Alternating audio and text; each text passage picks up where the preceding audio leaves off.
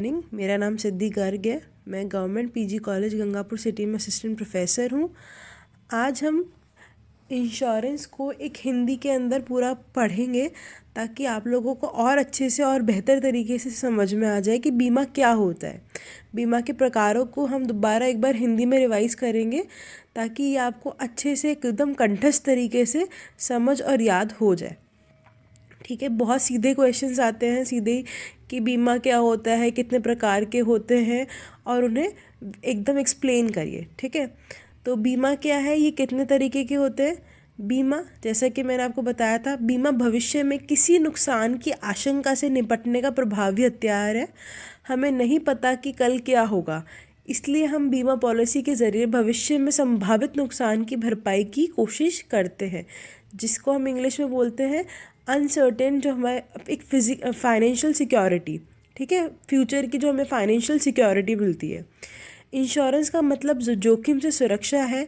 अगर कोई बीमा कंपनी किसी व्यक्ति का बीमा करती है तो उस व्यक्ति को होने वाली आर्थिक नुकसान की भरपाई बीमा कंपनी करेगी। बीमा कंपनी को और इंश्योरेंस कंपनी जो हमें भरपाई करती है, जो हमारी भरपाई करती है इंश्योर्ड पर्सन की। ठीक है, इस तरह अगर बीमा कंपनी ने किसी कार, घर या स्मार्टफोन का बीमा किया है तो उस चीज़ के टूटने, फूटने, खोना या क्षतिग्रस्त होने की स्थिति में बीमा कंपनी उसके मालिक को पहले ही से तय शर्त के हिसाब से मुआवजा दे देती है।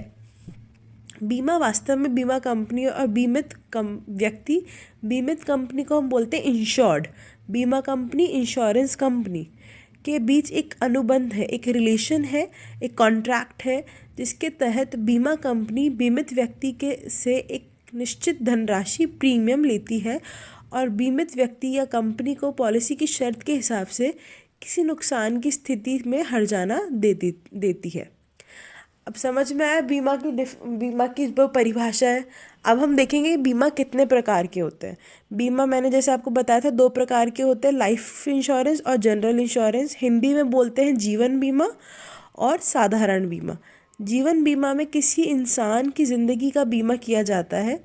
जीवन बीमा का मतलब ये है कि बीमा पॉलिसी खरीदने वाला ये व्यक्ति की मृत्यु होने पर उसके आश्रित को, मतलब आश्रित मतलब जो उसकी फैमिली है, उनको बीमा कंपनी की तरफ से मुआवजा मिलता है। अगर परिवार के मुखिया की असमय मृत्यु हो जाती है तो घर का खर्च चलाना मुश्किल हो जाता है। परिवार के मुख्य व्यक्ति की पत्नी, बच्चे, माता पिता आदि के आर्थिक संकट से बचाने के लिए जीवन बीमा पॉलिसी लेना ज़रूरी है। वित्तीय योजना, जो हमारी जो फाइनेंशियल वो होती है योजना में सबसे पहले किसी व्यक्ति की जीवन बीमा पॉलिसी खरीदने का सुझाव दिया जाता है। जब हम हमारी फाइनेंशियल रिपोर्ट्स या कोई हम उससे एडवाइस लेते हैं तो हमें ये बोला जाता है कि सबसे पहले आप जीवन बीमा लीजिए। ठीक है, साधारण बीमा में क्या क्या आता है, वाहन, घर, पशु, फसल, स्वास्थ्य बीमा आदि सभी शामिल है। घर का बीमा, होम इंश्योरेंस जिसे बोलते हैं, अगर आप अपने घर का बीमा किसी साधारण बीमा कंपनी से कराते हैं तो इसमें आपके घर की सुरक्षा होती है। बीमा पॉलिसी खरीदने के बाद अगर आपके मकान को किसी भी तरह का नुकसान होता है तो उसका हर्जाना कौन देती है, बीमा कंपनी देती है। आपके घर को किसी भी तरह के नुकसान से कवरेज इस बीमा पॉलिसी में शामिल है। घर को प्राकृतिक आपदा से हुए नुकसान में आग, भूकंप, आकाशीय बिजली, बाढ़ आदि की वजह से होने पर वाला नुकसान शामिल है। कृत्रिम आपदा में घर में चोरी होना, आग, लड़ाई, दंगे आदि की वजह से घर को हुआ नुकसान शामिल है। आ गया समझ में। अब सेकंड कौन सा आता है, वाहन बीमा, जो हम बोलते हैं मोटर इंश्योरेंस। भारत में सड़क पर चलने वाले किसी भी वाहन का बीमा कराना कानून के हिसाब से बहुत ज़रूरी है। आपको ये पता होना चाहिए कि जब हम किसी गाड़ी को खरीदते हैं तो उसे सड़क पे उतारने से पहले उसका बीमा करवाना ये कानून बना हुआ है। अगर आप बिना इंश्योरेंस करवाए, बिना बीमा करवाए उस गाड़ी को सड़क पे उतारते हैं तो वो गैर कानूनी माना गया है। अगर आप आपके वाहन का बीमा कराए बिना उसे रोड पर चलाते हैं तो आपको ट्रैफिक पुलिस जुर्माना कर सकती है। मोटर या वाहन बीमा पॉलिसी के हिसाब से वाहन को हुए किसी भी नुकसान के लिए बीमा कंपनी मुआवजा देती है। अगर आपका वाहन चोरी हो गया है या उसके कोई दुर्घटना हो गई है तो वाहन बीमा पॉलिसी आपकी काफ़ी मदद कर सकती है। वाहन बीमा पॉलिसी का सबसे अधिक फ़ायदा आप को तब होता है जब आपके वाहन में किसी व्यक्ति को चोट लगी या किसी व्यक्ति की मौत हो गई हो। इसे थर्ड पार्टी इंश्योरेंस के तहत कवर किया जाता है। अगर आप पास की कोई 2 पहिया 3 पहिया वाहन का कार हो तो उसका बीमा ज़रूर कराना चाहिए। हेल्थ इंश्योरेंस जिसे बोलते हैं स्वास्थ्य बीमा। आजकल इलाज का खर्चा बहुत तेज़ी से बढ़ रहा है। स्वास्थ्य बीमा लेने पर बीमारी होने पर बीमा कंपनी इलाज का खर्च कवर करती है। स्वास्थ्य बीमा पॉलिसी के तहत इंश्योरेंस कंपनी किसी भी तरह की बीमारी होने पर इलाज पर खर्चा होने वाली रकम देती है। किसी बीमारी पर होने वाले खर्चे की सीमा आपकी स्वास्थ्य बीमा पॉलिसी पर निर्भर करती है। ट्रैवल इंश्योरेंस यात्रा बीमा किसी यात्री के दौरान होने वाले नुकसान से बचाती है। अगर कोई व्यक्ति किसी काम या घूमने के लिए विदेश जाता है और उसे चोट लग जाती है या सामान गुम हो जाता है तो बीमा कंपनी उसे मुआवजा देती है। यात्रा बीमा पॉलिसी आपकी यात्रा शुरू होने से लेकर यात्रा ख़त्म होने तक की वैध होता है।